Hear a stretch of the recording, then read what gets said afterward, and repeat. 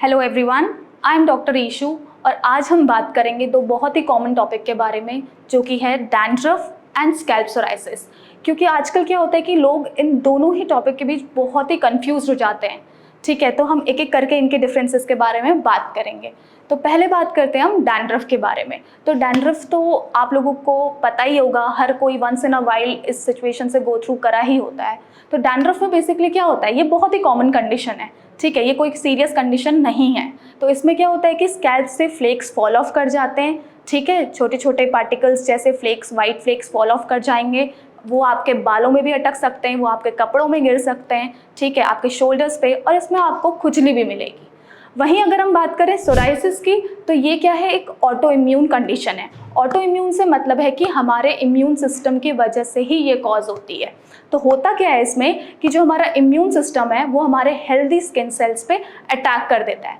इस वजह से क्या होता है कि जो स्किन सेल्स होती हैं वो रैपिडली ग्रो करते जाती हैं। वो कैसे, जहाँ वो वीकली प्रोड्यूस होती थी वहाँ वो अब डेज में प्रोड्यूस होने लगती है, क्योंकि इम्यून सिस्टम की मैल फंक्शनिंग की वजह से। तो ऐसे में क्या होता है कि वो स्किन सेल्स जल्दी जल्दी प्रोड्यूस होती हैं, तो वो पाइल अप कर जाती है, इकट्ठा हो जाती है, और इस वजह से सोराइसिस का पैच डेवलप हो जाता है। ठीक है, अब आते हैं हम आगे इनके सिम्टम्स पे। तो पहले हम बात करें अगर डैंड्रफ के सिम्टम्स की, तो इसमें क्या मिलेगा, पहली चीज़ तो आपको फ्लेकिंग मिलेगी। जैसे कि मैंने बताया, वाइट फ्लेक्स मिलेंगे, छोटे छोटे फ्लेक्स मिलेंगे इसमें आपको। ठीक है, वहीं अगर हम सोराइसिस की बात करें तो इसमें आपको क्या मिलेगा, थिक सिल्वरी स्केल्स मिलेंगे, मोटी मोटी पपड़ी जैसे मिलेंगे। जैसे कि डैंड्रफ में छोटे छोटे कण होते हैं, तो इसी के अगर 100 कण आप मिला दो तो वो उतना पपड़ी इसमें आपको मिलेगी सोराइसिस में। और इसमें साथ ही साथ आपको रेड और रेस्ड पैचेस भी मिलेंगे, उठे हुए उभार वाले पैचेस। ठीक है, अब आते हैं हम इनके कॉजेस पे कि किन कारणों से ये चीज़ें होती हैं। तो पहले हम आते हैं डैंड्रफ के कारणों के बारे में जान। तो डैंड्रफ की अगर हम बात करें तो ये कैसे होता है। पहला रीज़न है इसमें आपका, सबसे मोस्ट कॉमन रीज़न है ये कि ये होता है आपके फंगल इन्फेक्शन की वजह से। तो जो एक फंगाई है जो हमारी बॉडी में ऑलरेडी होता है, जिसका नाम है मेलिसीजिया, तो ये क्या करता है, इसकी ओवर ग्रोथ हो जाती है, जिस वजह से इन्फ्लेमेशन कॉज हो जाता है, और वो क्या लीड करता है, डैंड्रफ। अब आता है नेक्स्ट रीज़न कि ड्राई स्किन। ड्राई स्किन भी कॉमन कॉज है डैंड्रफ के होने का। विंटर्स में अक्सर हम देखते हैं कि हमारी स्किन ज़्यादा ड्राई हो जाती है, तो ज़्यादा चांसेस हो जाते हैं डैंड्रफ के होने के। ठीक है, तो इट्स बेटर कि आपकी स्किन मॉइस्चराइज्ड रहे।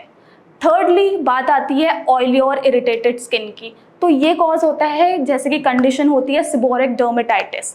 ठीक है, जिसमें कि रेड ग्रीसी स्किन हो जाती है, एंड मोस्टली आपके जो ऑयल रिच ग्लैंड्स होते हैं, जैसे कि आपकी नॉस्ट्रल्स की क्रीजेस हो गई, बिहाइंड द ईयर्स हो गए, आर्मपिट्स हो गए, ग्रॉइन एरियाज हो गया, इन सब एरियाज में जहाँ भी ऑयल रिच ग्लैंड्स हैं, ये सब एरियाज में अफेक्ट करता है।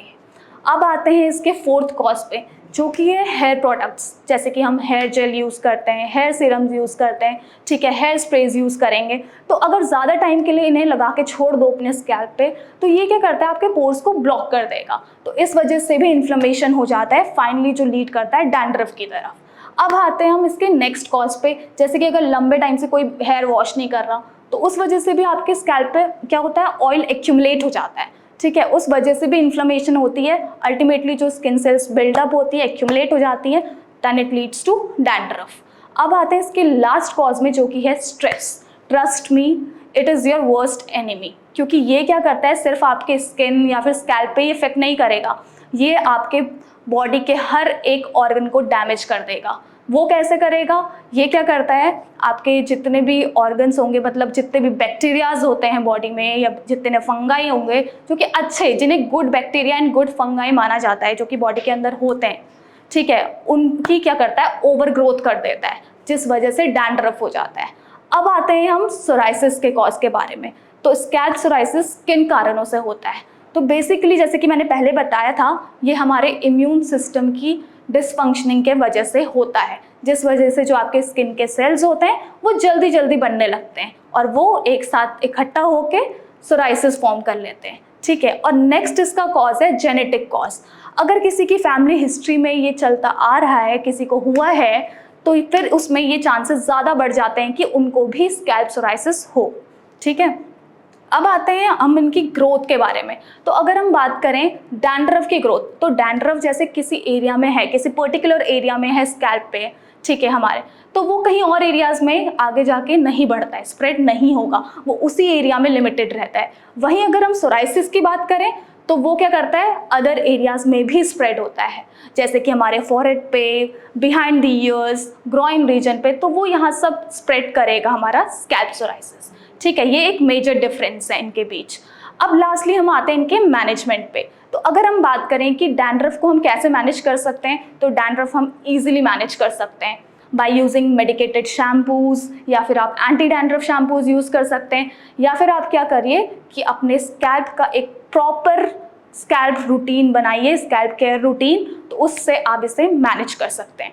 वहीं अगर हम बात करें स्कैल्प सोराइसिस के मैनेजमेंट की, तो वो क्या है, स्कैल्प सोराइसिस जैसे कि मैंने बताया ये एक क्रॉनिक कंडीशन है।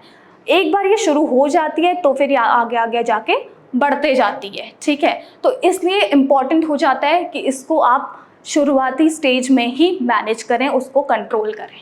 तो ऐसे में वो आप कैसे कर सकते हैं, आप किसी डॉक्टर से कंसल्ट करिए। अगर आपको ऐसे सिम्टम्स नज़र आ रहे हैं जो भी मैंने बताए, तो आप किसी डॉक्टर से ज़रूर कंसल्ट करिए उसके लिए। और आज के टाइम पे अगर मैं बताऊं तो homeopathic mode of treatment is the most safest और सबसे इफेक्टिव मोड ऑफ ट्रीटमेंट है, क्योंकि इसमें क्या होगा, एक प्रॉपर केस टेकिंग के साथ आपकी कस्टमाइज्ड रेमेडी निकाली जाती है, एक इंडिविजुअलाइज्ड रेमेडी निकाली जाती है आपके सारे सिम्टम्स लेके, और इससे आपकी डिजीज़ पूरी तरह से परमानेंट क्योर हो जाती है, और साथ ही साथ वो दोबारा वापस भी नहीं आती। और ऐसी वीडियोज़ के लिए आप हमारे साथ बने रहें, और फिर मिलते हैं एक नई वीडियो के साथ। Thank you.